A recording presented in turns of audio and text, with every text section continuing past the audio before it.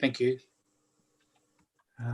I just say, that, Brian, I mean, it's not necessarily the traffic that needs to change, it's the attitude of the people crossing the road that needs to change as well, and education with the college, because I mean, if you go through there, I mean, I've nearly mowed over kids because they just walk across the road and they're not even looking for cars, they just think they're bulletproof.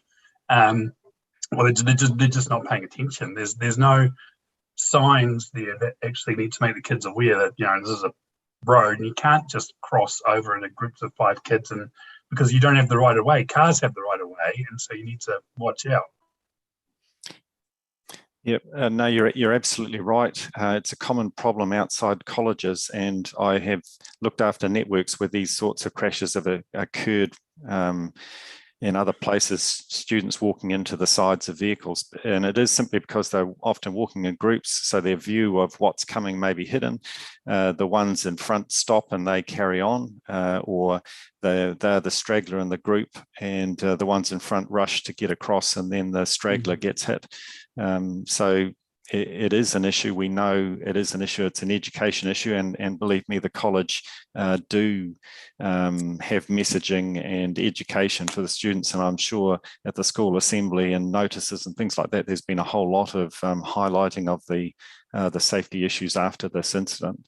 But yeah, teenagers, you know, having raised a couple myself, they don't always listen. Yeah. Lou, did you have something to say? I was at the college in '62, and it's not changed. The kids all streaming across there doing the playtime or lunchtime to get their stuff. Yeah, thanks, Lou. Yeah, thank you. Through you, Graham. Just quietly, I want to go back to the closure on the State Highway 39 bridge just south of Nanapuri. Really, what I want to ask here is, how long is this bridge going to be out of action? Because I know some of the contractors, and they're not actually even applying for this job. And we've got to start putting some pressure on Waka Kotahi to do something positive. We can't just keep putting signs and diversions in forever. Yeah, so I just look at this and think, yeah, sure, we're going to wear all of the damages that are being done on Forkett, Hams roads and wearing this. And they've got to take some responsibility here. It's really, to me, it's quite unusual. We've got tankers actually having to go, milk tankers, having to divert, collecting milk just across that bridge and having to divert all the way around Hams and Forkett roads, simply because they're loaded. So I think this is a big issue and should be pressurised a little bit. Yep. Well, certainly Waka Kotahi are under pressure. So they advertised the replacement contract before Christmas, and they have awarded a contract just recently to a company, and they have a goal to have the bridge replaced by about June. So it is a fairly complex job. They've got to manufacture a whole lot of steelwork and precast concrete components, and then they've got to lift all the old substructure and deck off the bridge and install the new, complete with guardrails and everything. So I think they've got a few months, obviously, to manufacture all the parts they need, and then I think they have a 2-week period to crane out the old and install the new and get it reopened to traffic. So I think they're reasonably confident that that's going to happen on time now, that they've let a contract. That's good news. Thank you for that, Brian. Just quickly, will that mean the closure of the that State Highway 39 or not? It will, yes, mean a complete closure for probably 2 weeks while that happens. Right. I do note there has been, I'm getting some detailed traffic data from Waka Kotahi and analysing that. So one of my staff is analysing that at the moment. So we will see just how much traffic is on the detour. But my initial look suggests that probably over half of the heavy traffic is diverted to State Highway 1 and State Highway 3. Yeah. So a substantial portion has gone from the area. Yeah. Thank you for that, Brian. Thank you, Brian. So Brian, did you just... Oh, go on. Yeah, I was just going to say, are there any other questions of any of the other points in the report? Michael? You're on mute, Mike.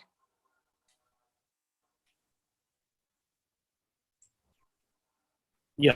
So, hey, just a question, just in terms of our contracts, Brian, moving, I guess, throughout at least the first half of this year, and contracts being delayed because of COVID, lack of staff, etc. That's starting to happen around the country. Where do we sit in terms of overruns, and is there any cost implications on us if things go over because contractors actually cannot get staff? Yeah, so we're expecting some disruption. We know a lot of things are taking longer because contractors can't get staff, they can't get subcontractors when they want them. Consultants for design and everything are hard pressed as well with a lot of work. So there are impacts more so on our capital projects than on our maintenance work. We will make the best of the maintenance work and season and resealing and everything that we can. So we're doing that forecasting at the moment for projects that haven't started or are in progress as to where we'll be at the 30th of June. So that will come in a report to council before too long, that forecast information. So just overall, are we expecting increased costs, or are we expecting contractors to wear the cost and us wear the potential delay? So yes, work that we are tendering is coming in at a higher cost than in recent years, and that's around the price of materials increasing, price of labour increasing, and price of fuel increased. So that has an impact on how much work we can do, and we also know that under our maintenance contracts, the cost fluctuations are running quite high at about 5 or 6%. And again, that impacts on, we have to pay those cost fluctuations. That means we get less physical works done within the budget. But I guess, that's often been the situation. And over many years, we know how to manage that in the maintenance operations. Thank you. Roger, did you have a question?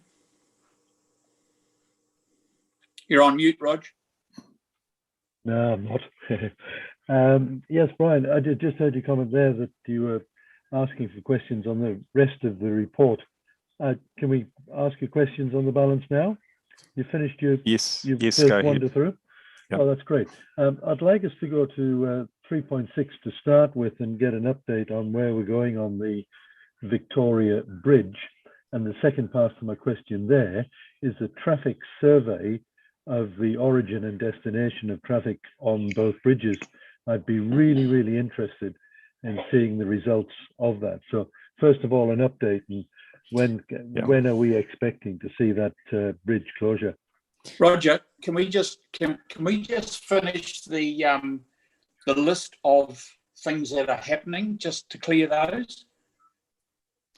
Going on number 3, there's a few more questions on 3 that I want to go through, please. Okay. Yep. Just to clear those, Brian, I've got one. Is the Te Awa Cycleway? There's got to be an update there from some of the damage that's been occurred in the storm. Yes. And I'm also getting questions from people about where there's a ceremony or something at 5 o'clock on Thursday, and where does that happen, and where do people meet? Can I have an explanation on that, please? Right. So my understanding, yes, on the 17th, there is a Te Awa Trust organised event, and I think it's not a wide open event. I think it's an invitation event to manage COVID impacts and numbers and everything. Okay. So I understand the Mayor is attending that. And then we are looking at a formal iwi blessing coming up on the 21st in the morning, early in the morning. And again, that is going to be a very small event to manage COVID impacts, and also to meet the request of iwi for that occasion. Then we are looking towards just getting the final bits and pieces finished so that we can arrange a public opening. And it will be a bit of a soft opening, again, because we can't really hold any large event, but we've got a communication plan and a plan being developed to organise that opening. As far as damage goes, there's been some tree branches fall across parts of the boardwalk and break a few handrails. And so the contractor is busy cleaning that up and repairing that damage. But it's not significant damage, it's more of a nuisance. Thank you, Brian. So, Is there any more?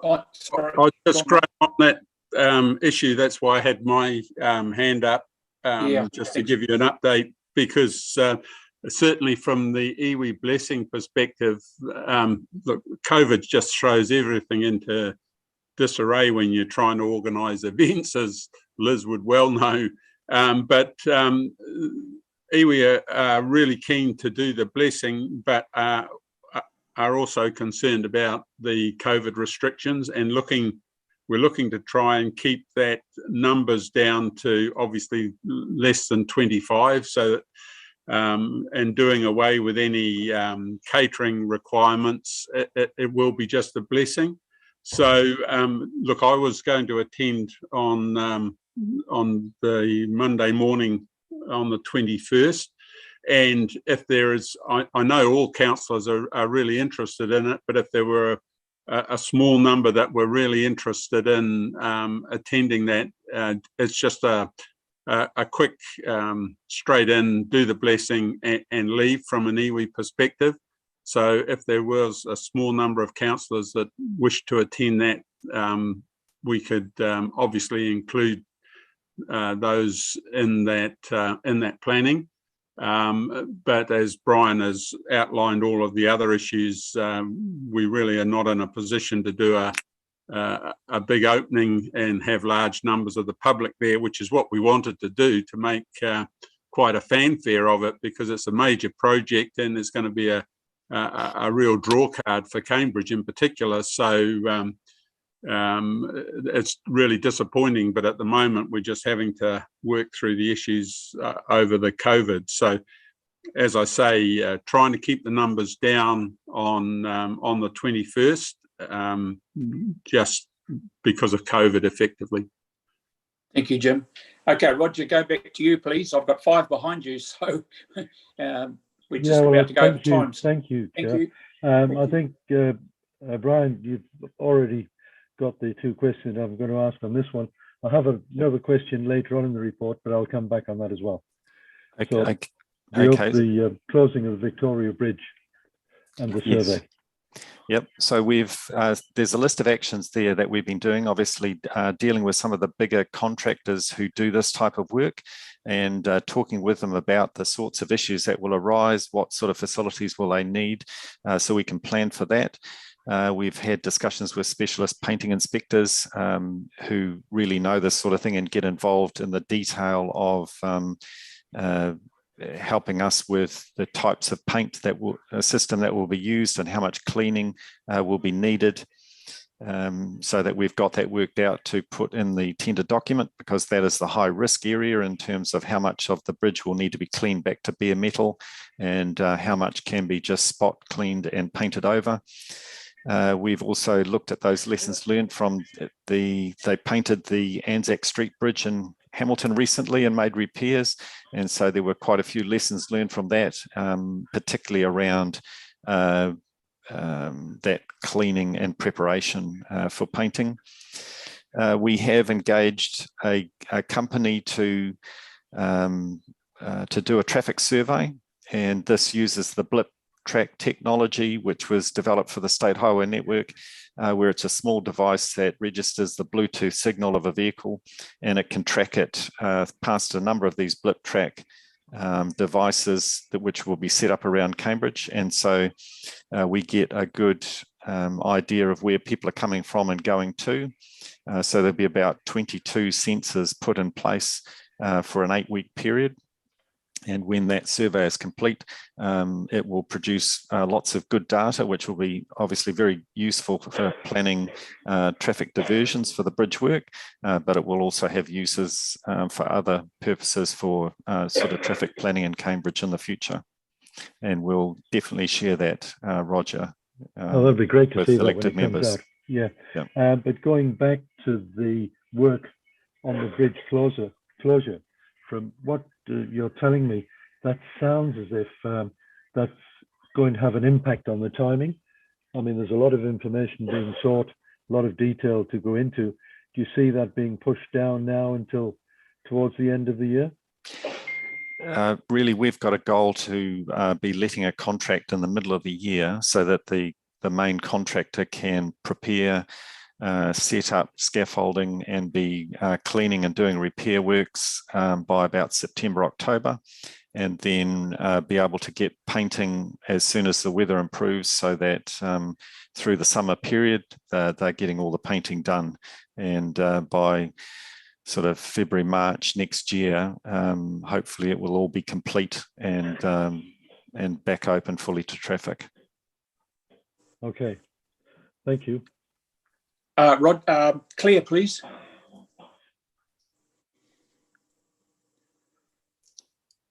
Thank Claire. you. Yeah, thank you. Sorry, I was unmuting. It takes a while. I was following up on the Ohaupo pedestrian the one with the contract that's just been, well, the design work. I'd just like a time frame of when it's likely to be able to go back to the community. That's all, Brian, because I know there's a lot of interest. That's all. Right, I'll have to come back to you, Claire, with that information. I don't have it to hand, unless Eric Vanderwell, I note he is on the line. He might butt in and let me know.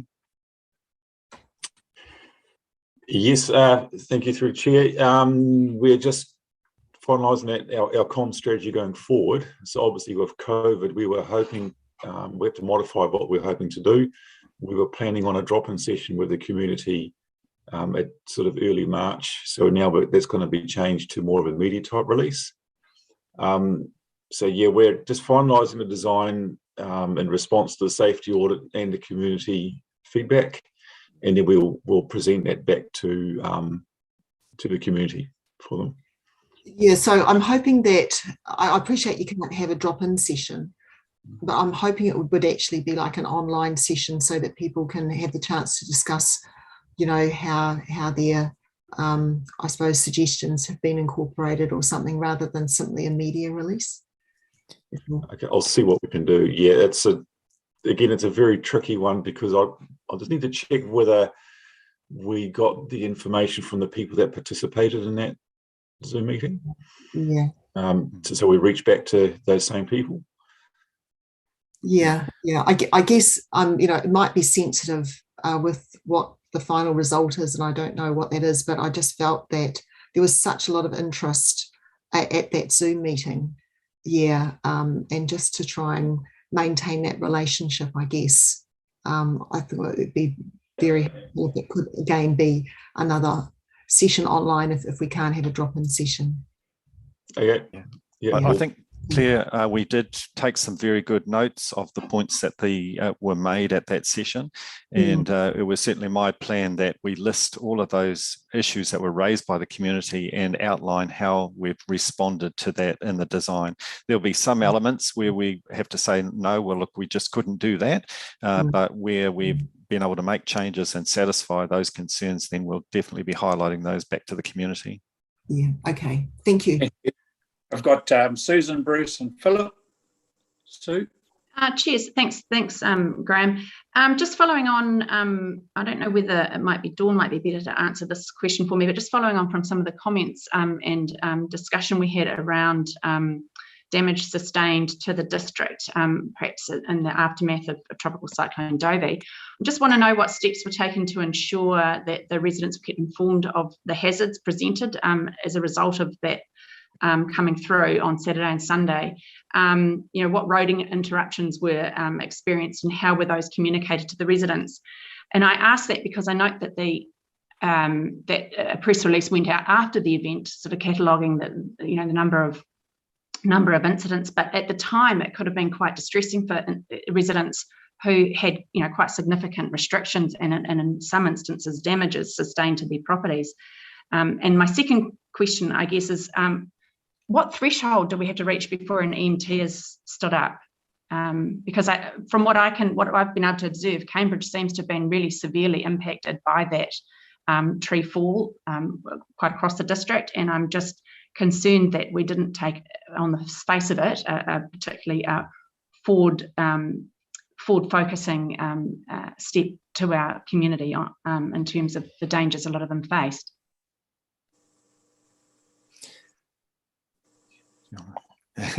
Dawn, do you want to? I guess there were certainly a lot of messages in the media about the storm and about the dangers. You know, I saw a lot of messages from people from the Met Service and Whakikotahi about not travelling, and obviously there were lots of messages about expected disruptions to power with tree fall and lines down and things like that.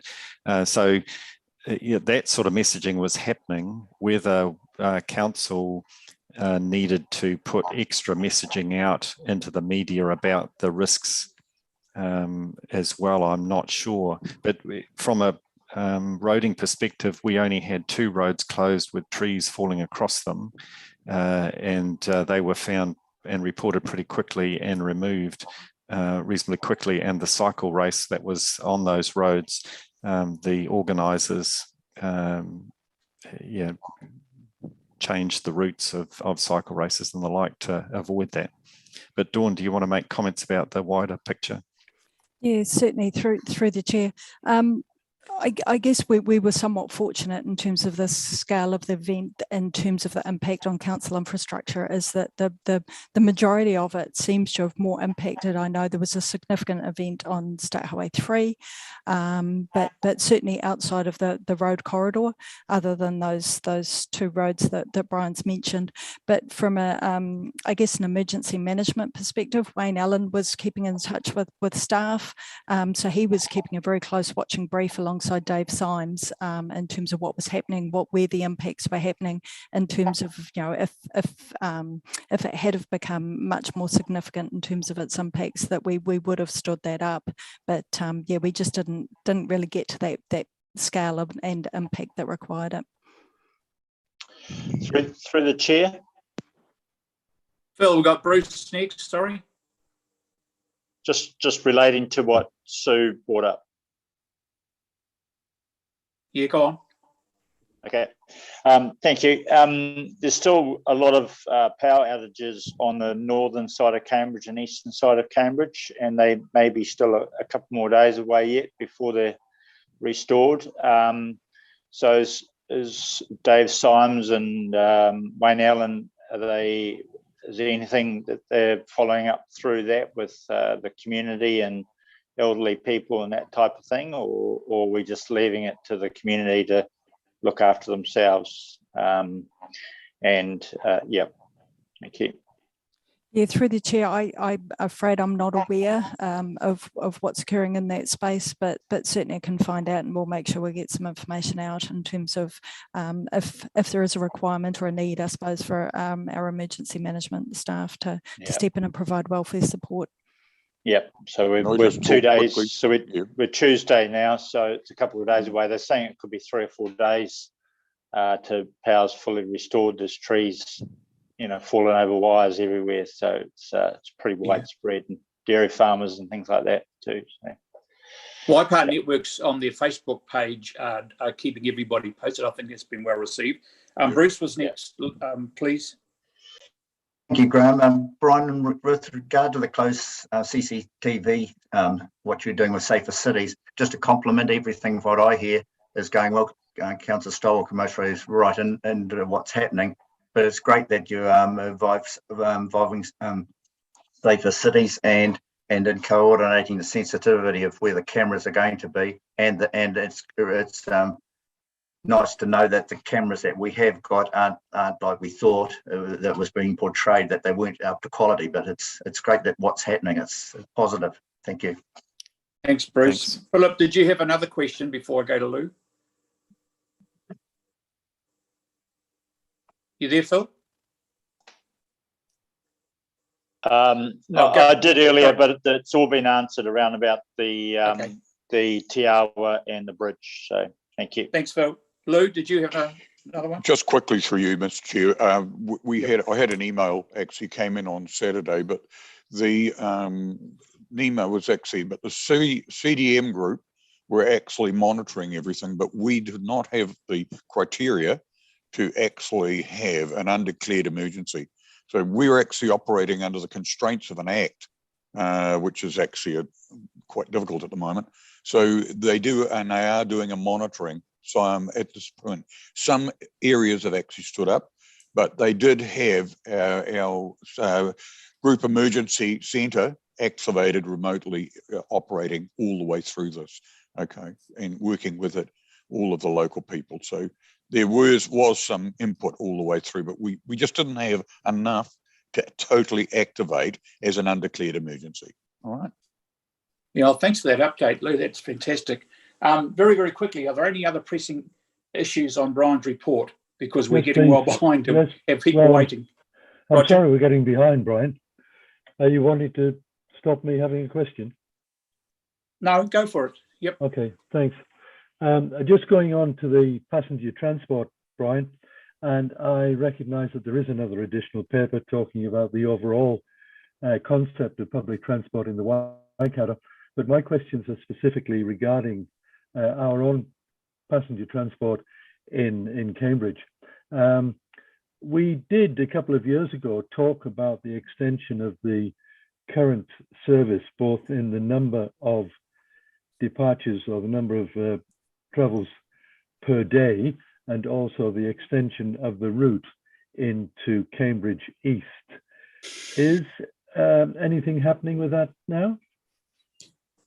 Yeah, we had hoped to incorporate that into a new contract, and so we hadn't made progress for a variation with the existing contract, but we have had delays with procuring with getting a new contract out for that. The regional council has had some issues around resourcing that, but also we've had ongoing discussions with them about moving to an electric bus fleet and what that would mean in a new contract. So it's still the intention to make those improvements, but just the timing of that is a little bit uncertain until we can. It was, I mean, we talked about that actually 2 years ago, because that was in January 2020. So that's 2 years for that to be implemented, which I would have thought was quite a long time. The other thing was, I did make a request for a trip-by-trip breakdown on the figures on the existing services as they are now, which I don't think's come through yet. And now there is the information where we find out how many of the shorter trips are taken within Cambridge that could be incorporated in that. Could I make a request again for that information to come out, please? Yes, certainly. We've provided you some of that information, but the bulk of it we couldn't get yet from the regional council because of the new card system and the issues with getting the reporting system working properly. But we're still pressing them to get that information, and we'll supply it when we can. So it's not working too well for us then, the PT system for Cambridge. Thank you. Maybe that's a question we could raise with Mark when he comes on. I can tell you something, Roger, being on the Waikato Regional Council Transport Committee, good things take time. And if you want to waste time, NZTA are the way to waste it, because you just can't get things happening. Hence, you heard about Claire today about the signs. You might as well get a shovel and change them yourself. Okay. Susan, did you want to have another go? Yeah, just Brian, can we talk about the recycling section there? It's all on for. I can do that. Okay. Yes. I see you've noted there about the decrease in distributing recycling calendars and the use of Anteno. Well, I guess, I think Anteno is a fantastic way of communicating. I think it's a really good app, but I've noticed there's been a lot of mixed feedback about it online, and I wonder if there might be some benefit. I understand there's some techie explanation for it. Essentially, you just stop getting notifications. All of a sudden, you have to uninstall the app and then reinstall it. So I wonder if there might be some benefit in actually conveying that to the community, because I know people are becoming quite frustrated with that. But when it works, it's wonderful. So just wanted to make that suggestion that perhaps we can help our community utilise that application better. I mean, from my part, it would have been quite helpful for it to have been used over this weekend past about trees down and what have you, but clearly that was an opportunity lost. And just moving on to your comment there around or your summary about the zero waste for everyday people. Hey, that's wicked response, and that we need to do more of that. We need to focus on the successes around our waste minimisation team and what they're doing. I mean, there's some really impressive information there around the success of that 6 weeks course, and I think we need to probably focus on doing more of that, because there is growing discontent around failure for councils or whomever to provide refuse stations and rubbish dumps and what have you. So the more energy we can put into successfully changing the way people shop and think around waste, the better. Sort of a win-win, really. So yeah, just a bit of a bouquet on that, slight brickbat on the antenna. I wonder if perhaps we could do better in that space. Thank you. I'll take those comments on board. That's great. All right. Thank you, Brian. There's nothing more pressing. Mr. Chairman, I'd just make one last point that the transport strategy consultation period, we are looking to extend that slightly. There is just a mismatch with dates with the Te Miti Community Board and them wanting to get their submission in. And we have also had a submission from the Cambridge Chamber of Commerce requesting that we consider extending that date a bit. So we're just looking at that, and we'll do our best to accommodate those groups. Dawn, can you just cover that for us, please? Thank you. Yeah. So further to that, the discussion has been held with the chief executive of the Chamber of Commerce, who raised the concern that local businesses may not have the bandwidth just at the moment to completely focus on their submissions and considerations of the transport strategy. So the proposal is to extend that period by 2 weeks, which has initial feedback from stakeholders is indicating that's sufficient to just give people a little bit more time to get their feedback back to us. So we're looking at extending that date, the closing date for feedback, through to the 22nd of March. Yeah, thanks, Dawn. And the Cambridge Community Board, we've had email traffic today, and we're appreciative of that extension as well, just through circumstances. So it looks like it'll be favourable all around. And thanks for extending that. I think when that publicity goes out, it'll be well responded to. And I believe you've already had 25 submissions come in, so that's a good amount, with a few more to come. Brilliant. Yeah. Thank you, Brian. Can I ask a question? Sorry, Dawn, can I just ask you a quick question? Graham, I might not be on your screen. Thanks, Liz. So Dawn, just in regards to other stakeholder groups that that you've coordinated meetings with, are you able to outline when those meetings are and who you're meeting with? I remember back at the service delivery agenda back in December, you sort of said you'd be talking with various stakeholders. I just wanted to know which ones we are engaging with directly. Through the chair, Rachel, our program manager for developing the transport strategy, is online at the moment, and she may be able to provide some insights into the comms plan there. Yes, sorry. Good morning, everyone. Morning, Rachel. Yeah, good morning. Yes, so initially, front up the development of the strategy, we had a couple of workshops with key stakeholders where we were able to do that in person, which was great, at the Advantage. And also we talked and had a number of meetings with Ngā Iwi Taupu as well. We've prepared the draft now, and we've gone and we've got the final Community Board, Porongi Award Community Board tonight. We've been to Cambridge Community Board and Te Awamutu Community Board. I've been in touch with a number of stakeholders that are providing feedback, and we will be available and have advised that we will be available.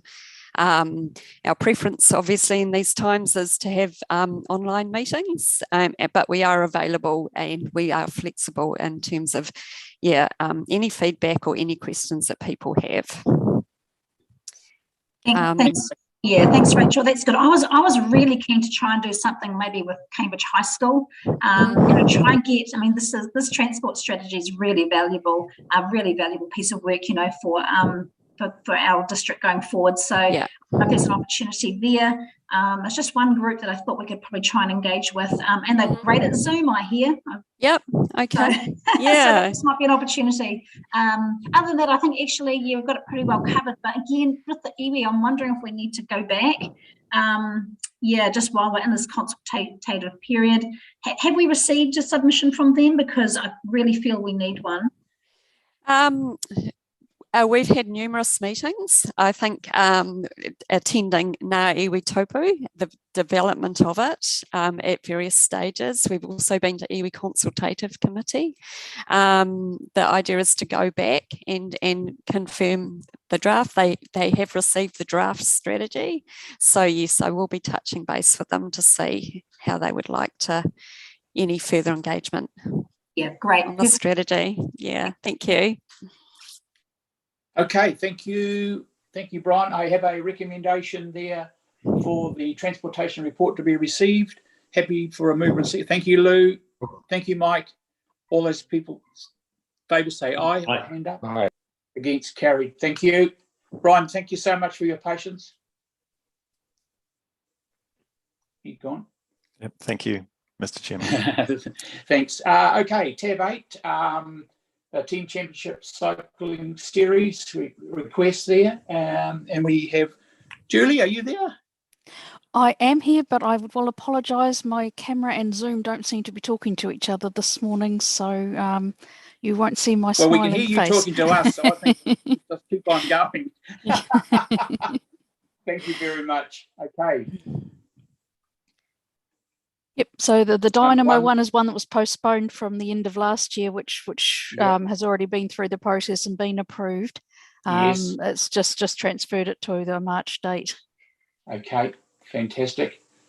So you go to the Hedge Road one now. Again, an annual event. We haven't had any objections or anything to that one. No. That's been going for a lot of years, that one. And the tab 10 Targa Bambino. And can I just compliment you for going back to people and working with them when they had some concerns about different events? Well, they had events on. I think it just gave us a lot of kudos that we went and sorted that and got a pretty satisfactory result, Julie. Yeah, so that's our events team have been doing most of that, sort of working back and forth with the organisers and the objectors. So yeah. And I don't know whether you were online. Mike Pettit expressed concern about the helicopter that was filming the events in the stormy weather, and it came over our house in Lurkin-1. It was damn low. Have we got any control, or is it possible to send them a letter of the concerns from the residents? Mike, did you want to add into what you were saying? Sorry. Yeah, well, hey, I mean, my kids were up there. They were on Mangakawa Road, and it was, it definitely was not stationary when it was over. It was, you could see it getting buffeted, and it was just the concern of if that thing came down, where would it come down? And also, just listening on the radio to the Hamilton Police saying, urging residents in the Waikato not to go out unless you had to. And then we've got a cycle race where there's trees falling and, cars on Facebook that their bonnets have been crushed, and we've got helicopters in the air. It just didn't feel right, to be fair. We could certainly get in touch with the organisers about that, but we don't actually have any control about whether they have a helicopter up or not. But we can pass those concerns on. Yep. Thanks, Julie. Mike, are you happy with that? Thank you. All right, so we have 3 resolutions there. I believe that we are going to pass all those. I don't think we're going to decline. Julie, are you in conjunction with me on that?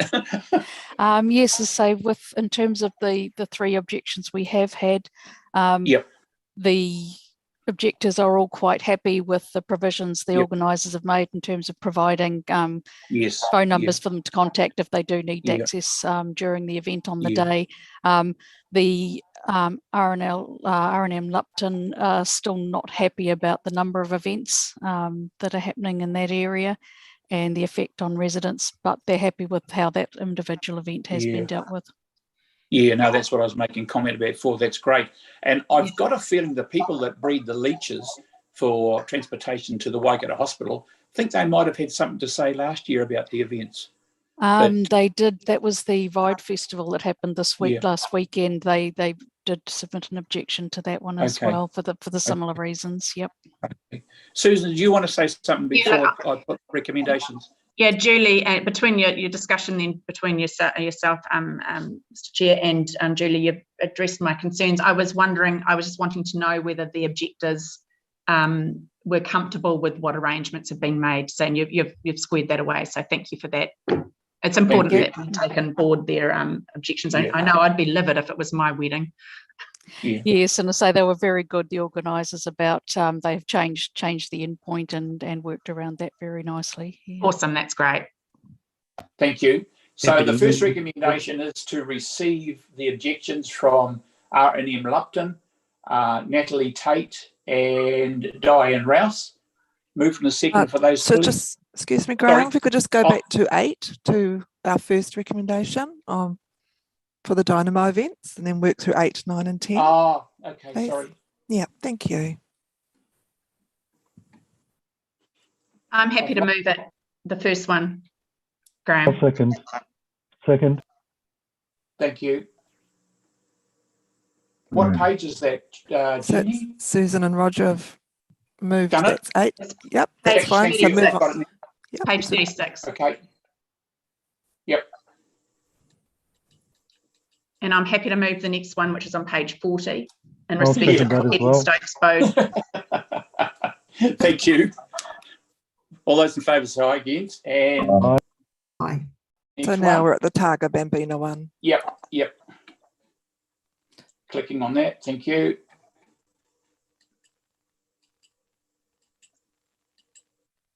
Page 47. Okay. Recommendations. Yep, got that. Yep, now we're back where we should be. A, B, and C. You want to move that separately or with the one to approve, Julie? I'm happy to move it anyway, Graham. So that's okay. So with the I'm a mad motorsport man, as you know.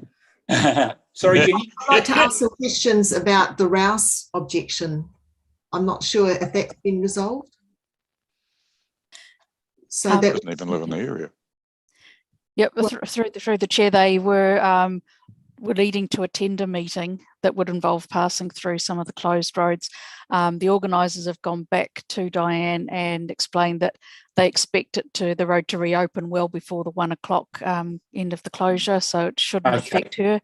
But again, she's been given contact details where if there are delays for some reason, and she can get in touch with the event organisers on the day and arrange to get through there. So you feel that's been resolved satisfactorily? Yep, she's happy with that solution. Yep. Thank you very much.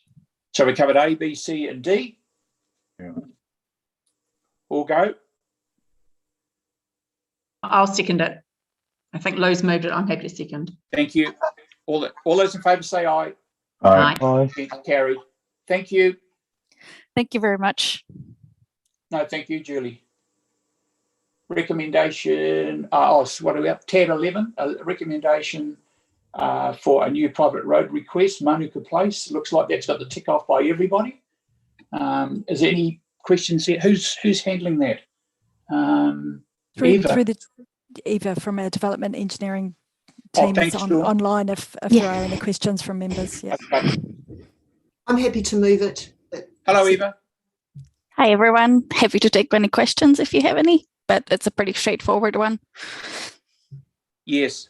Now, Claire's moved it and Andrew Brown has seconded it. So I think I'll put it. All those in favour say aye. Aye. Carried. Thank you. Thank you so much. Okay, where are we up to? Waikato Regional Council Public Transport Business, and we should have Mark Tamura. Are you there, Mark? I am indeed. Good morning, sir. Good morning. Yep.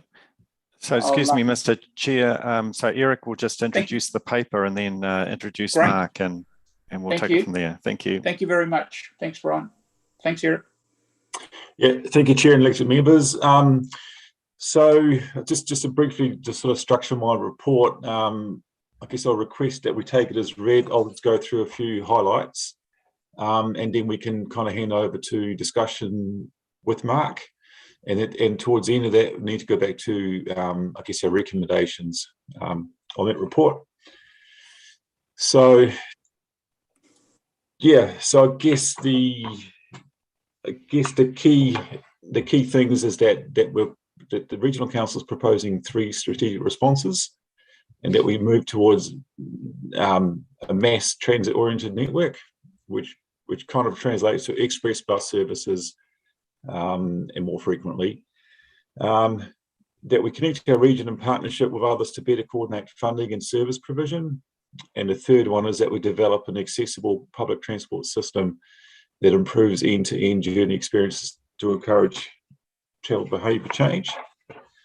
And just to sort of highlight some of the issues being dealt with on the second page of my report, there's a little bubble diagram that shows all the different people or entities involved. And specific example is the current investigation on how to improve the Cambridge to Hamilton service, in particular within Hamilton City and around the university. You've got Waka Kotahi involved, Hamilton City involved, the regional council involved, us involved, and potentially Waikato District Council. So it is hard work and pretty complicated. So I guess in the theme of my paper is that any consolidation of funding and delivery can have many advantages. I'll now, I guess, hand over to the floor and Mark for any discussion on this report. Thank you. Thanks, Eric. Thank you very much, Eric. Mr. Chair, can you hear me okay there? Yeah, very well, thank you. And if it pleases the committee, I have a brief presentation which would give an overview of the matters covered in the report and perhaps focus the committee's minds in respect of the nature of, I guess, key questions that I'm looking to receive some feedback on to inform the council's next steps. Is that okay? Sure is. Yeah. See if I can make this work. Okay, so I hope you can, the presentation should have appeared on your screens. And what I'll do is I'll do my best to whip through this. Sorry, I think it might have clicked, might have not. Oh, something could be happening.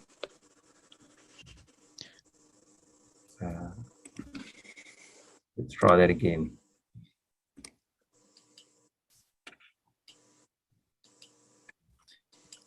That's good. Yeah. That's it. Okay, so I hope you can see the presentation rather than a blank desktop. Is that correct? Yes. Yeah. Great, perfect.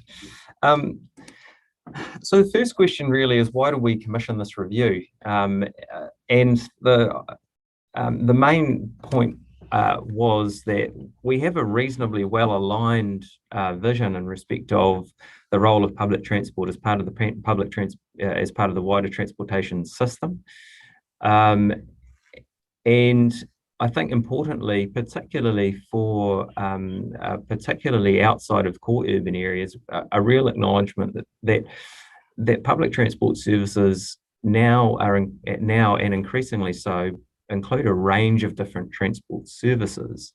The community transport sector, for example, plays a really important role in connecting communities, the total mobility services that provide people who cannot because they might have limited mobility or other physical disabilities that might prevent them from using a private motor vehicle or public transport system, have access to the subsidised taxi services under the total mobility system.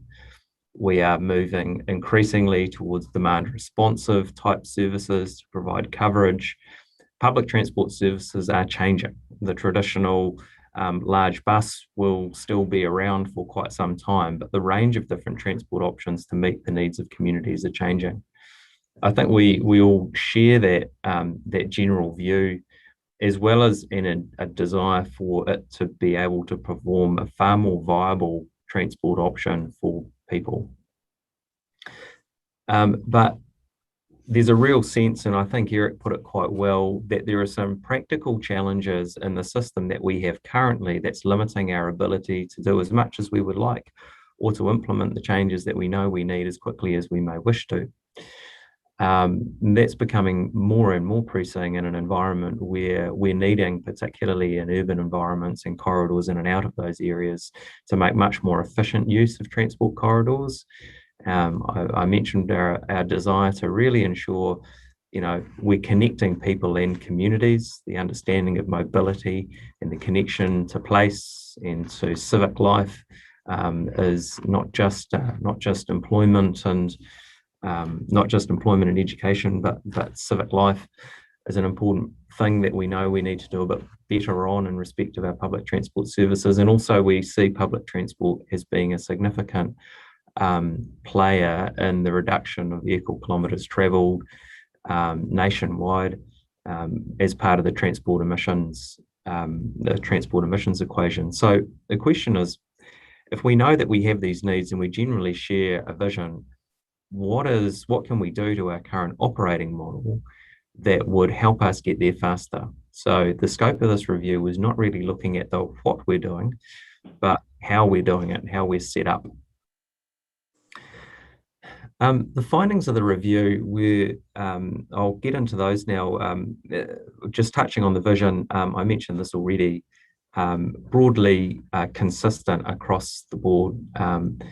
I'd say we could easily see the draft vision in the Waipa transport strategy reflected in this vision statement here as well. We might use different words, but broadly speaking, we're wanting to head in the same direction with respect to our transport system generally. But as I said, making progress is difficult. Patronage performance has really struggled. Patronage performance is driven by people feeling like it is a realistic and viable, comfortable and convenient alternative. It's certainly not helped by the current COVID situation. But the service funding framework is unduly complex. Everywhere other than in Hamilton City, we rely on territorial authorities such as yourselves to rate locally for those services. Pass that through to us where we leverage transport agency funding under the government mandated model in order to commission services. And it's not so much the raising of an individual local share that's challenging, but as Eric mentioned, when we're operating across territorial authorities, each with, and quite rightly, each with their own independent control over their finances and rating approaches, getting the stars to align, even when all the willing in the world is there, is very challenging. Services and infrastructure funding and delivery is split. Also within the region, we can count up 12 agencies with those responsibilities. That presents some quite unique challenges in that you can imagine a scenario where you might achieve improved operational efficiency and savings through some capital investment. However, the capital investment is done through a completely different channel, which makes it very difficult for us to have a fully balanced view of investment across infrastructure and operational investment. I'll recap that. So the example would be, if you can get a bus faster from A to B through some capital investments, you need fewer buses to provide the same service level. If you look at both of those investments, the capital versus the operational cost of an improved service, what would be great is if we can really start to see that as a total investment rather than in two separate buckets. National Land Transport Fund is constrained. We all know that. You'll know that for road maintenance and everything else that we're trying to achieve with support of the Land Transport Fund. Again, effectively a district by district funding model limits our ability to accept regionally overs and unders with respect to subsidies for any specific service. So because of the concern about cross subsidies. So you might imagine we have some services envisaged and for example, some of the eastern districts, they're unlikely to receive transport agency funding simply because the fund is not fully, the fund is at the moment fully allocated. we may or could make a decision under a regional model to, rather than lump that particular district with 100% of the service costs, to accept that regionally we may operate at a, let's say, 47% rather than 49% local share arrangement. So the National Land Transport Fund constraint is a big challenge for us. And COVID-19, big impacts on patronage, and is likely to affect commuter behaviour in the long term. You know, we as a regional council, at least, or as an organisation, we're quite proud of our flexible working policies, enabling people to work from home at times and the like. Now that's just normal because we've all realised that actually we can do it. So that's creating, we think some of that will become embedded, in particular for professional services workforces, is going to become embedded in terms of people's long-term travel behaviours, although we won't know exactly what that impact is until we come out the other side of this immediate crisis. So to help address some of those issues, there are 3 types of recommendations that this review comes up with. I've broken them into 3 different categories. The report itself doesn't, but just to help myself get my head around it, I've called them practical actions, new tools, and institutional arrangements. And I'll step through those. And then perhaps take questions at the end if that's okay. Practical actions. Now, these are some of the things that are important to drive patronage and customer experience, as well as ensure that we're sending the right signals in terms of the types of travel choices that will enable us to, I guess, achieve a long-term sustainable transport system. Things like electronic ticketing, real-time information, moving to frequency in terms of having frequent core routes, something Eric mentioned as well. Now, these are things that we've already got on the cards. We are implementing these things as at present. We already have electronic ticketing. We have a version, probably version 1.0 of real-time information, hoping to move to 2.0 in terms of real-time information available at bus stops and the like. We are transitioning the network to frequent core routes. From the territorial authority side of things, we know that territorial authorities it's a very challenging discussion, but territorial authorities are having conversations about parking policies. We're seeing far more in terms of bus priority measures, walking and cycling connections, connecting that first and last mile of the journey. So, as I said, we could all challenge one another about the rate and pace of some of these changes, but in terms of practical action, I got a lot of comfort from this report because it said, these are the things that you should be doing, and I was comfortably able to say, look, again, we may be challenged with pace and scale, but they are the things that we as a collective, collective entities responsible for transport, we are actually working on many of these fronts. The area where I feel that there's probably a lot of opportunity and immediate opportunity is in the new tools. Things like aligning our key performance indicators across our plans. I was really pleased again with your draft transport strategy to see some of those measures, really good alignment to the regional land transport plan in terms of its intervention logic and the like. That all of that stuff really helps, because if we're measuring the same things, we're likely to be managing the same things. But we know that we can do a fair amount more in that space, and we're hoping to lift the game a bit with our public transport plan review. And some bigger ticket items relate to rating and investing regionally for public transport services and infrastructure. Now, public transport services, I don't think I really need to explain that a hang of a lot more. Other than what I said earlier, we currently rate directly the city residents in the Hamilton City area for public transport services. You know that your rating for public transport services and pass that through to us. The proposition here is that for the public transport services, we would rate for those directly. And so a question that arises from that is, in that event, how could a future decision-making arrangement give confidence to Waipa District and its residents that there is a really good voice around that investment decision-making? And the second part is infrastructure. Now, another thing that I'm really curious about is, look, it will be necessary, I'll be really clear, it will be necessary for the regional council to start to invest in some forms of public transport infrastructure at least. This is going to become a commercial necessity for us in terms of moving to a zero emission fleet, electric buses. And look, even if we didn't want to, we don't have a choice. It's very, very difficult, near impossible to procure new diesel vehicles. Electric vehicles will become part of our fleet. I say it will become essential for us to invest in infrastructure.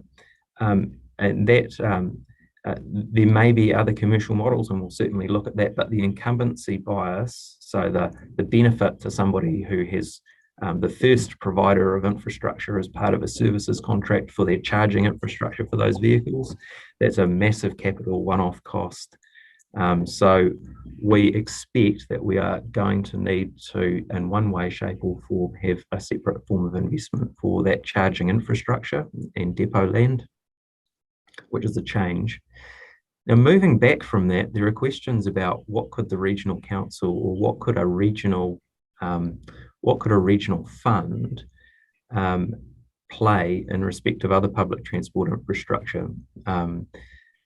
Is it the strategic off-road infrastructure, for example, park and ride services, park and ride sites and the like, at one end of the spectrum, and then you're moving all the way down the spectrum down to on-road infrastructure, which might be bus lanes or dedicated, dedicated lane provisions, priority measures. It could include bus stops and the like. So there's a whole spectrum. No views have been formed on whether or to what extent the regional council would rate for infrastructure, but desperately keen for your views on that, so that I can provide some good advice to my council on where, if at all, a regional funding model could play.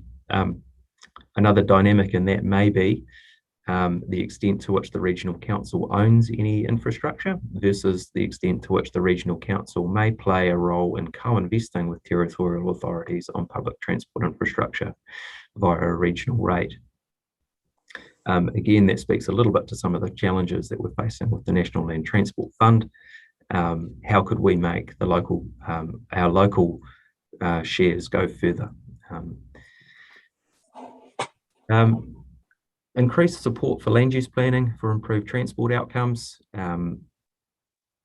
We're receiving a lot of requests for support for involvement in growth management, district growth management and district planning, right down to subdivisions, in terms of what types of things would you want to see in this when it comes to ensuring that your public transport services can operate efficiently and effectively.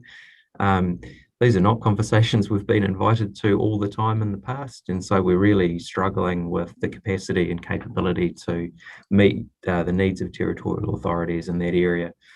And we would desperately like to be able to meet that. At the moment, we're not yet scaled to be able to do that.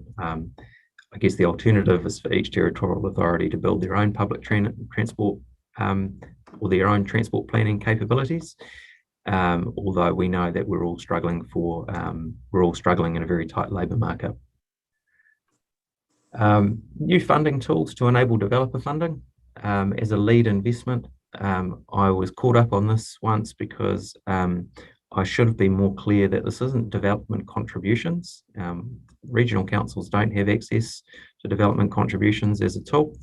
But we're increasingly being approached by developers who might have a proposal which is consistent with our overall growth planning, but they might be looking to leapfrog and have a development that's not quite in sequence. There's so much pressure. You're faced with that very regularly. That means that in terms of servicing an area with public transport, it becomes very difficult when you have a gap in the landscape effectively from one area to another. It becomes very expensive because the journey times increase, fleet demand increases. And some of these developers have said, well, would you come, what about, would you support our development with public transport, if we could come to the party with some kind of funding that would enable you to bridge that 5 to 10 year gap before the logical sequence falls into place again. We don't currently have either the contractual or administrative tools in-house to enable us to take advantage of that. We are starting to develop that, but this is the type of thing that is suggested here by these new funding tools. Just to be clear, it's not stepping into the development contribution space. That's something that we're prevented from by law. Mark, I think it's Graham here. I just think you'd probably want to get that at the front end of the resource consent.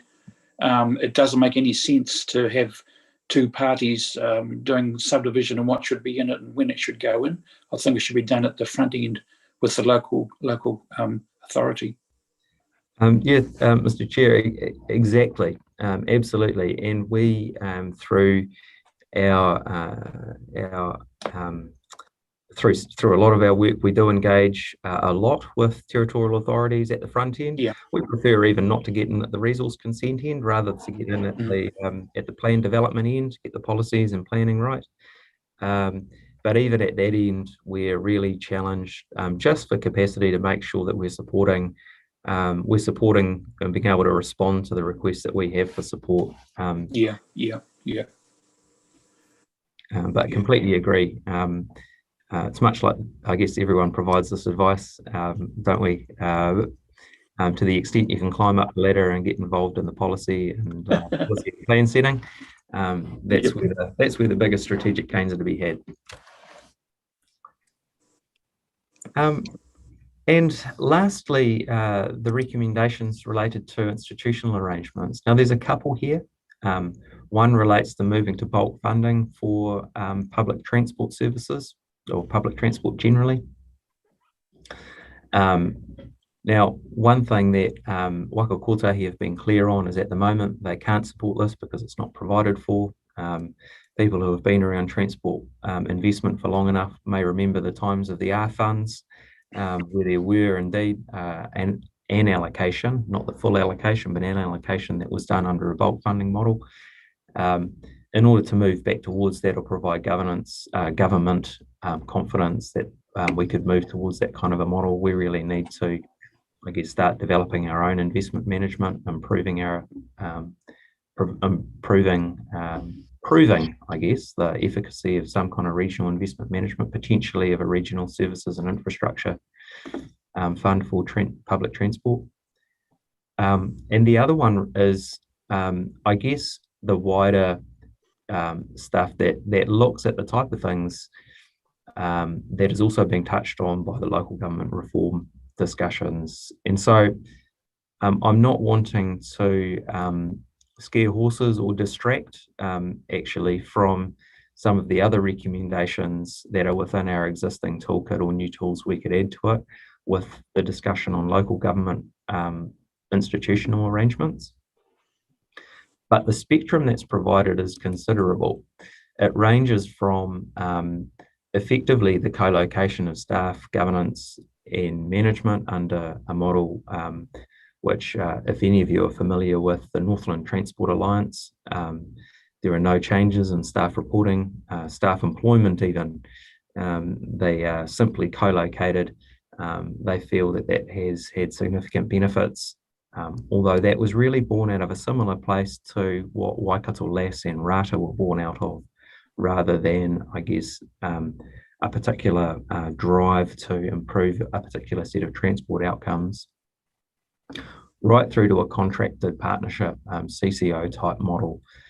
Now, the reason why this review has recommendations both on public transport only and on whole of transport entity options is because in areas where there is significant competition for space in the road corridor, there is a lot of benefit for that decision making to be able to happen within one entity in terms of the appropriate allocation of corridor space. There may be particular endeavours, and there's a recommendation in this report as well, which relates to the implementation of the Hamilton Waikato Metro Spatial Plans Transport Program, in particular any route protection or corridor protection needs that are identified in that. One of the recommendations of this review is you have to do that as a single entity rather than as 3 territorial authorities /4 if we include Matamata Piako, plus the regional council plus Waka Kotahi. That's too many moving parts to work on sub-regional corridor protection. But I'd also hasten to add that the benefit case for these different models, particularly the more integrated ones, don't necessarily stand up region-wide to the same extent as they may in a particular locality. So there could be a scenario where some of these things coexist. So we could imagine, as I said, in a location, let's take, for example, urban Hamilton, a fully integrated model may have significant benefit, and the benefit case would probably be higher. When we're looking at a Cambridge, the competition for corridor space isn't quite as fierce. The benefits of that fully integrated model versus status quo begin to diminish when we get out into a rural area. Pretty hard to actually state the benefit case on that outside of the funding component, which we can deal with separately anyway. So I guess it's supported by a decision-making roadmap. To break it down, it's really a bit like a motorway with several off-ramps, depending on how far down partners are willing to go. First off-ramp is whether or not there's agreement that there's a need to change. The last off-ramp between a regional transport authority is there a willingness for another entity to make decisions on behalf of your transport network? So full spectrum of options there. I would be surprised if we ended up at the end, but also surprised if we didn't make it past the first off-ramp. And so just, I guess, a bit of a recap before passing it over to you, Mr. Chair, for questions, is we're really interested, are there opportunities or problems that the review didn't pick up that you're observing? Firstly, is there agreement about the need to do things differently? Really curious about the funding approach, the extent to which there may be support for for the regional council to rate for public transport, whether that should include infrastructure, and if so, what types of infrastructure. Were the regional council to invest in infrastructure, should it be as the sole investor or a co-investor? And were the regional council to rate for public transport, any views on how those costs should be spread would be welcome. At the moment, the model is, just for background, is we've effectively got an 80-20 split between direct and indirect beneficiaries within the Hamilton area. That's effectively those people that are within a certain catchment. I think it's 800 metres of a bus stop or a bus route, and 20% spread beyond that. Lastly, on those institutional reform ones, do you think that those options should be investigated further, and how should this process be undertaken? The next steps for me are I have to deliver a report with an implementation plan to my council in April, and eliciting feedback from your council and other transport partners around the region is an important part of informing that. I want to make sure that I'm able to, advise my council generally about what the views or appetite for any of this are of those people who we work with every day. Back over to you, Mr. Chair. Thanks, Mark. The first thing I see is we just might need an extension past February, but let's see how we go.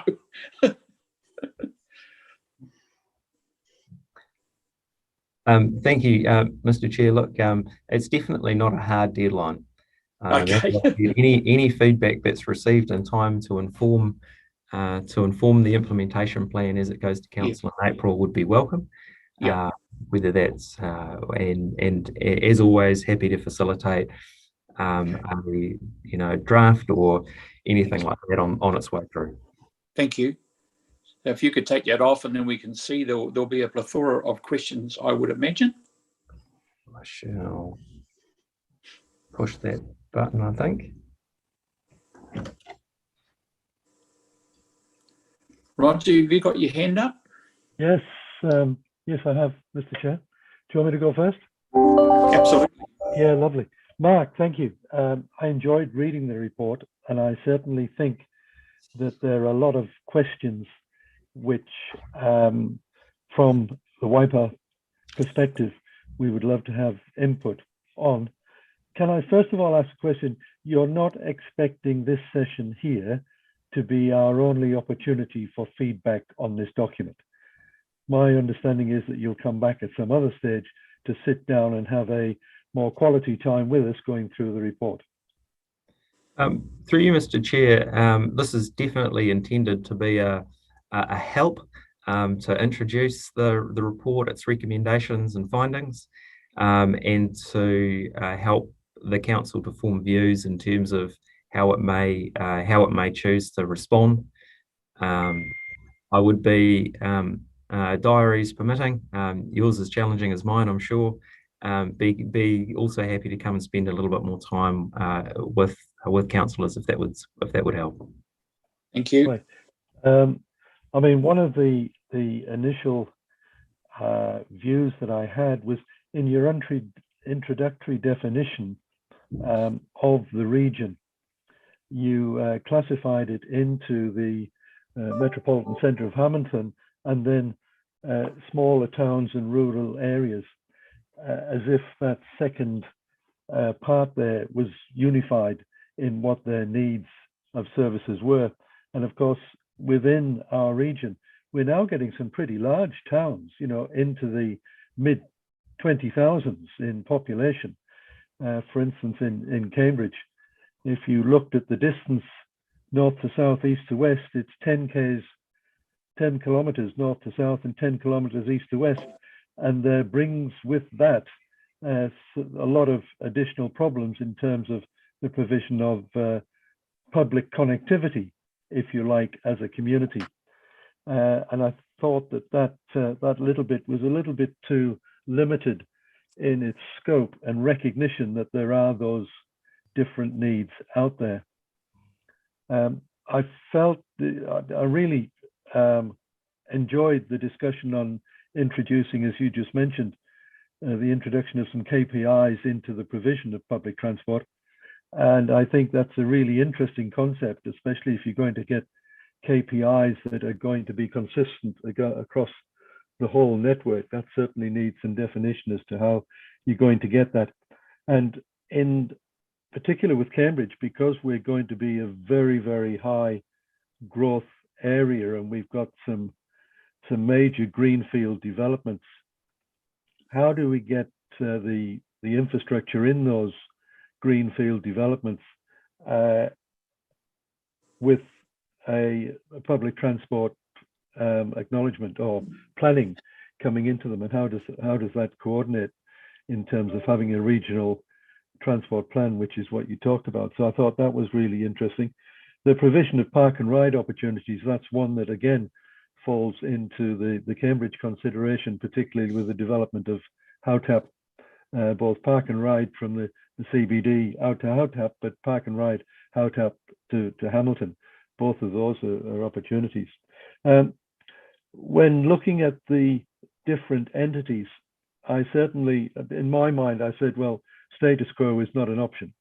We've got to go forward and we've got to have some improvement. But then I didn't think we wanted to go to the other end of the stream and go to the point where we require legislation, because we know what that happens. And we'll be still talking about that. Well, I might not be here when we finish talking about that. And that's just, so it's really from D to G that lies the opportunity for developing such an entity to look at this. One of the challenges that I thought was, how do we get the voice of the smaller LAs into this? Because I think, and looking at the workshops and consultations that you've done to get it to this point, I noticed that you've had probably 12, 14 different workshops. And as far as Waipa is concerned, we've only had one voice, Eric, attending at one of those particular consultation groups. So no elected member representation at all. Now, I just wonder why that was the case, and that's a question I've got. Why have we not been involved up until now? And what would the future hold in terms of getting that LA voice into whatever entity and plan there was from this future model? A lot of questions in there, Mark. And that's why I'd like you to come back at a different time to sit down and we can talk about it. No problem. Through you, Mr. Chair, I think there's three things that I can probably address reasonably quickly. One is in relation to the relationship between the planning for urban areas and the importance of identifying the strategic infrastructure requirements. So I alluded specifically to the park and ride stuff because these are no longer just necessarily people driving to a park and ride. In fact, we're starting to talk about different kinds of terminology because we're looking at many options to get people that first and last mile. But what that then enables us to do is envisage what the rest of the network might look like in terms of feeding in and out of those core hubs. And without doing that piece of work to identify where those strategic locations are, it becomes a bit challenging for us to do the second piece. The question is, in my view, as part of a regional network, we would love to be working directly with the territorial authorities on identifying those in key locations like Cambridge, Te Awamutu, and the like. The second part of that is the engagement and consultation and representation component. So leading into this report, this was done very much as an input into exactly this conversation. And my invitation is out with all territorial authorities, iwi entities and other transport partners to have exactly these kinds of conversations to elicit feedback. So it's really a platform for engagement and feedback. And I'm trying to cover as much of the region as I possibly can. The implementation plan is really the start. And so hence the seeking your views on how you would like to see the engagement continue from here, in particular with respect to those institutional arrangements. The third point was, were the regional council to move towards regionally rating for and funding public transport services or infrastructure, I would really appreciate the views of your council in terms of how that decision making may take place. You have councillors who are very familiar with the Regional Transport Committee and with the Regional Connections Committee, which is our public transport committee. My preliminary assessment is that there would need to be some changes to that governance arrangement in the event that we were rating and providing public transport services directly within other territorial areas, to make sure that that local voice really comes through into that decision making in the way it currently does in the city, where we have a joint committee with the city council in effect for decisions that relate to public transport services in the city area.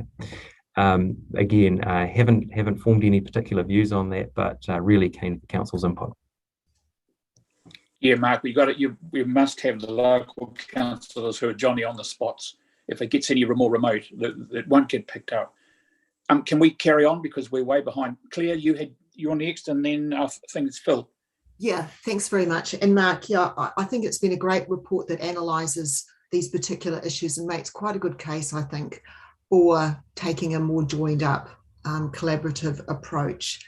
You make a good point how exactly that would look, and I agree completely with the chair that you do need to have the involvement of the local TA and how that voice comes through. I'm a bit nervous about it though, because I do think that the big metropolitan areas will want the lion's share of any funding, because I think the infrastructure and cost centres there are going to be so much larger than the rural areas.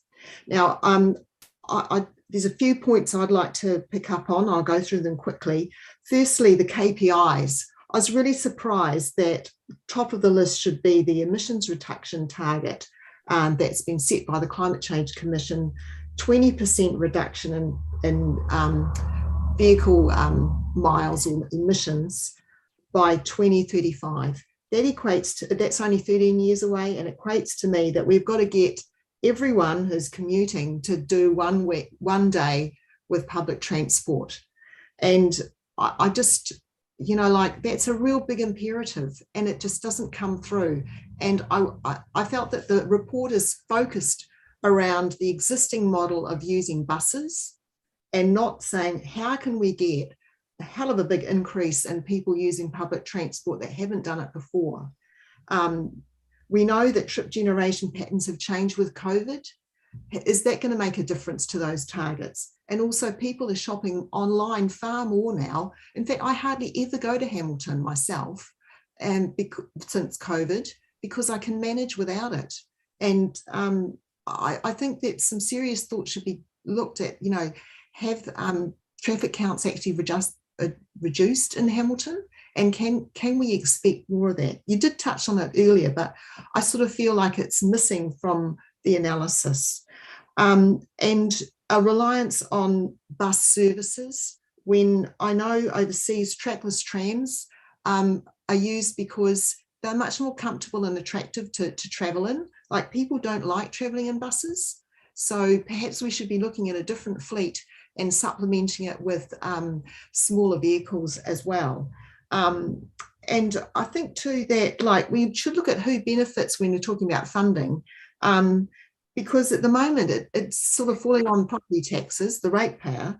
But come on, employers are a big beneficiary. And I know overseas they have free bus services or public transport services they're paid for by a 1% payroll tax on employers. So that's not in the report at all. And also, I don't think it's correct to rely on property taxes, because everyone who's living in the area benefits. And so I think it should be general taxation. You mentioned bottlenecks are a real problem with, I suppose, managing the fleet, and you've got to have that high capacity at those high demand times. If you look at schools, and I appreciate schools are a big feature, but you could easily just stagger the starts and end of school days, and you could probably reduce those peaks really easily. And, you know, so that's a solution that doesn't require infrastructure. I'm interested in the developer funding, but I think we do need more details on it. I do know, again, overseas, that the developer actually has the option of running the public transport system for a number of years after it's fully developed and getting the revenue from that before it gets handed over to like the authority to run. But of course, that might be on a far larger scale. I don't know. I was thinking, if I was a developer, I'd just say I'd be providing a minibus for people for two or three trips around the suburb to get them to the transport centre or something, because that would be a lot cheaper than sort of having to run a sort of a formalised bus service. Anyway, those are my suggestions. I do think it's a good starting point. I was impressed with the level of analysis that was in the report, but I didn't think it goes far enough. Thank you. Thanks, Claire. I don't think we'll get Mark to answer all of those questions at the moment, but I did miss Liz. Liz, can you come in? Oh yeah, thanks, Graham. Hey, Mark, you know I'm a great fan of your work. Really appreciate the work and the insight that you've done already on this. And I guess I just wanted to say I'm really, really supportive, you know, of what you're trying to achieve here. I think it's going to be far more efficient and very, very effective if we try and collaborate a lot better. In terms of the working group or a governance group or whatever we're going to call it, I guess I was wondering whether, you know, 2 elected members per council might be better than just 1 in terms of a new kind of, you know, look going forward. Elected members, you know, aren't always able to make the meetings, but 2 who are actual delegates, that just might be a sort of bit more of a robust, you know, proposition.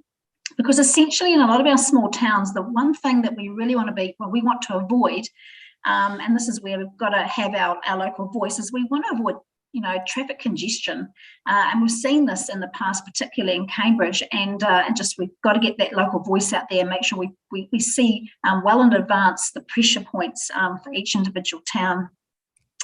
I guess the other real benefit of working together is the coordination of inter-region providers. So we talked about this, Mark, last week in our regional connections meeting, but coordinating all those local vans, all those private providers from each town in the Waikato, I think, yeah, regional council has a big part to play there and working with all those providers. And I see that as a real benefit. But the other part of this, of course, is making sure we've got our public transport provided for within our towns, and we don't have that at any point, I suppose, with our two larger towns as well. If you wanted to, get between Leamington and Cambridge, it's not so easy, and we don't provide a lot. So, yeah, I'm really hoping that this new model, if it's approved, if everyone agrees, we'll just see a lot more sort of options going forward for everybody, and it's a little bit more efficient. Thanks, Liz. Phil? Yeah, thanks, Chairman, and thanks, Mark, for your report. Just really very supportive of this initiative, and it's an essential initiative for the future. And it's going to be going on for some time before we get this right. We'd love to be part of the conversation to represent our area. There's a huge amount of feedback from the community asking for local public transport systems as our town grows. I mean, as Roger mentioned, it's 10 kilometres in diameter. We've got new supermarkets, medical centres and swimming pools built and everything like that. So the demand is there for it. And, we need different tiers of transport, tiers 1 and 2, regional transport, as well as community transport. So very much supportive of this, and like all councils, including ours, with our transport strategy, we talk about emissions, and this urban mobility helps reduce emissions, and public transport is very much part of urban mobility. We're building a lot of cycle tracks and walking tracks in Cambridge and in our region, and very supportive of that, but we can't just rely on that to help with congestion. So yeah, I'd love to be part of this conversation, and hopefully we can have more opportunities to talk about it rather than just this one presentation. So thanks for your report today, and look forward to being able to provide more feedback in the very near future on that. Thank you. Yeah, thanks for those comments, Phil. Dawn, is Mark in the Regional Council coming back to liaise with you in terms of us getting together for a second chop at this? Through you, Graham. At this stage, we haven't got anything scheduled, but I'm certainly hearing that there's an appetite for a subsequent workshop to go through those questions that are posed. So, we'll work with Mark, Brian, and Eric in terms of how we can best do that to get that set up and take through a workshop on it. It's sounding a good way forward. Yep. And it does sound like Mark's giving us a little bit of leeway regarding the timing, so that's wonderful. Okay, I have recommendation A, B, and C on page 61. If everyone's happy to move and second that, we need to move on. I'll move that. Thank you, Andrew and Claire. I think I heard quick. All those in favour say aye. Against, carry. Aye. Thank you, Mark. Thanks so much for that. Nui koutou. I look forward to meeting with you again on this matter at a later date. Brilliant. Thank you. See ya. Okay, resolution to exclude the public. It's on page 192 there. Mover and seconder, please, Lou. Thank you. Moving. And Bruce, thank you.